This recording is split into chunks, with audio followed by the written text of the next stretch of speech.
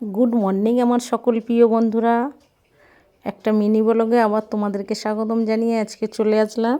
দেখো চাটা হয়ে গেছে, চাটা ঢেলে নিচ্ছি, মেয়েকে দেবো। মেয়ে পড়তে বসে গেছে, কারণ আজকে সকালবেলা কোচিং নেই, বৃহস্পতিবার সকালবেলা বন্ধ থাকে।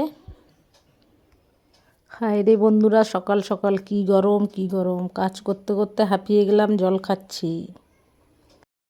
চলো বন্ধুরা, মা মেয়ে দুজনার চাটা নিয়ে নিলাম। এবার মেয়ের চাটা দিয়ে আসি, আমার চাটা রাখলাম, মেয়ের চাটা টেবিলে দিয়ে আসি। মেয়ে পড়তে বসছে, স্কুল আছে। বৃহস্পতিবার সকাল সকাল সব কাজকর্ম হয়ে গেছে আমার, স্নান করে শুধু পুজোটা দেব। চাটা খেয়ে নিই। এই দেখো মেয়ে পড়তে বসছে, মেয়েকে চাটা দিয়ে দিলাম। আর প্রচণ্ড গরম লাগছে, শুধু ঘামছি বন্ধুরা, এত গরম লাগছে। ফুল স্পিডে পাখা চালিয়ে দিয়েছি, তাও মানে ঘেমে যাচ্ছি, শুধু মাথা টাথা ভিজে গেছে আমার।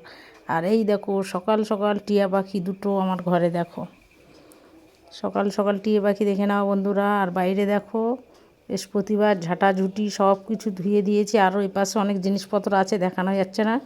আর বাইরে প্রচণ্ড মেঘও করেছে, কী হবে জানি না, বৃষ্টি আসলে তো সর্বনাশ। বস্তা টস্তা সব ধুয়ে দিয়েছি, পা মুছা টুচাগুলো। বৃহস্পতিবার আজকে দেখো বাইরে কি মেঘলা ওয়েদার,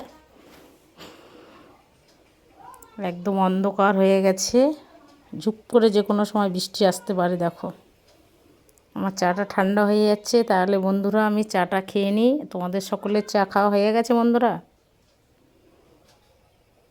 চাটা খেয়ে নিই, খেয়ে নিয়ে একটু পরে স্নান পান করে পুজো দিয়ে দেবো।